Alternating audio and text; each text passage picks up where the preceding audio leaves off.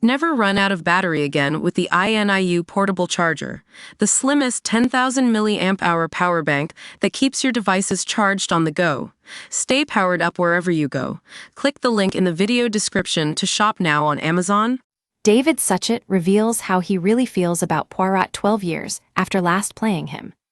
You don't have to use many little gray cells to realize that Sir David Suchet has an enormously happy marriage. The immensely popular Poirot star and his wife Sheila have been married for an astonishing 49 years, an extraordinary feat almost as long as his 55 years on stage and screen. The actor reveals it was love at first sight the moment he set eyes on Sheila at the Belgrade Theatre in Coventry in 1972, before adding that it took him some time to convince her to have dinner with him. What is the secret of their success, then? In one word, laughter. That's what's kept us together, declares David, 78, speaking exclusively to The Express, dressed in an impeccably dapper dark shirt and blazer teamed with gray slacks. Believe me, we've had ups and downs, like every couple. But we have stayed together because we can laugh through things and hold on to each other. Don't miss Vera's Kenny Doughty Baggs' world-famous star for first role since Emotional Exit. David, who has 2 children and 4 grandchildren, continues, "Going down the hill is no problem. It's climbing the hills in life, that's the problem. I've been blessed beyond dreams to have the wife I've been given. She is the most wonderful woman." David is also relishing being a grandfather and the unconditional love that having grandchildren unleashes within you. So much so that he nearly turned down 2 new television roles, including 4-part psychological drama, The Au Pair, more of which to follow, to prioritize time with his family. "It's totally changed my life. You're aware of your age immediately, and you're aware of your mortality immediately," smiles the actor, who was knighted for services to drama and charity in the 2020 honors list. You're aware when you're holding a young baby that the flesh and blood in them comes from you, so that's why you're so aware of your mortality. It also changes your life because you have a new responsibility. But you must also give responsibility to your daughter or your son and not try to tell them what you think they should be doing. His grandchildren are aged 10, 8, 5, and 2. Most grandparents could be forgiven for finding 4 children at different ages and stages a bit of a handful. Read more, Sir David Suchet.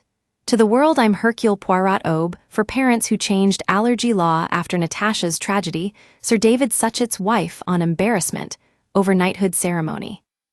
We use your sign-up to provide content in ways you've consented to and to improve our understanding of you. This may include adverts from us and third parties based on our understanding. You can unsubscribe at any time.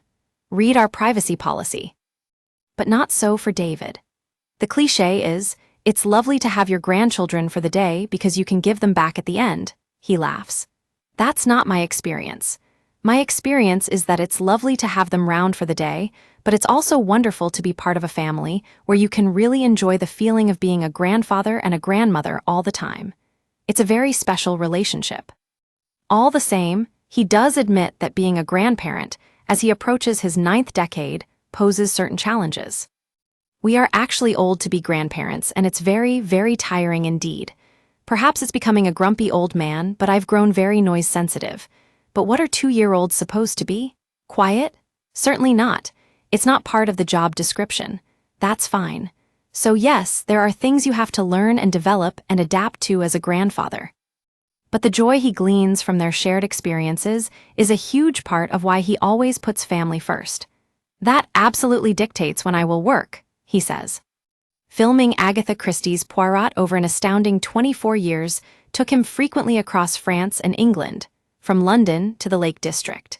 But now David takes care to balance his filming schedule with what's happening at home to support his grown-up son and daughter, Robert and Catherine. He explains, "I was very aware last year that filming both a drama, The Au Pair, and a documentary, Travels with Agatha and David Suchet, cut right across the school holidays. So they were 2 jobs that the family discussed, but my children said, 'Dad, you have to do them. Projects like these don't come up that often.'" He's delighted to have heeded the advice, having made The Au Pair, an unsettling drama starting tonight at 9 p.m. on Channel 5. In it, he plays George, the father of Zoe, Sally Breton, who appears to lead an enviable life. She has a beautiful house in a gorgeous Cotswolds town, a prosperous husband, 2 lovely stepchildren, and a flourishing tailoring business. But all is not well in Zoe's marriage and the arrival of George, a diabetic who moves next door after requiring constant care, sees her hiring an au pair, Ludmilla Makowski, leading to the emergence of long-buried secrets. David describes George as a man who did the wrong thing for the right reasons. It is the first TV role the actor has accepted since making the short-lived BBC drama Press, 7 years ago, and he was taken both by its complexity and the chance to play a gynecologist, the job his father filled with distinction for many years. I could draw on all that, so it was very easy for me to play the role of a doctor. In the au pair, I had to deliver a baby, which was great because I watched my father deliver babies all my life. He hastens to add that it wasn't a real baby. I wouldn't be allowed to do that. Of course, David's own storied career is full of accolades. He's won awards for his performances in Freud, Blot on the Landscape, A Crime of Honor, The Way We Live Now, and Maxwell. In 2013, he received a Lifetime Achievement Gong at the Royal Television Society Awards for his outstanding performances in Poirot. Next up, he is reconnecting with Christie after filming Travels with Agatha and David Suchet for 2 months last year. In the documentary series out soon on Channel 4, the actor travels to Australia, Canada, Hawaii, New Zealand, and South Africa, retracing the route that the then 31-year-old Christie took in 1922 with her husband, Archie, as he promoted the British Empire for Financier Imperial and Foreign Corporation. David reveled in the experience. To spend 8 weeks following in the footsteps of Agatha Christie was a life-changer for me. I learnt so much about a person I had only known as the grand dame of thriller writing, a rather reclusive woman who didn't like the limelight, he says. At that time, she'd only written one Poirot book, The Mysterious Affair at Styles, and she only wrote that because her sister dared her to. During the trip, Christie wrote some Poirot short stories, and by the time she came home, she had decided to become a full-time author. He discovered another side to the crime novelist.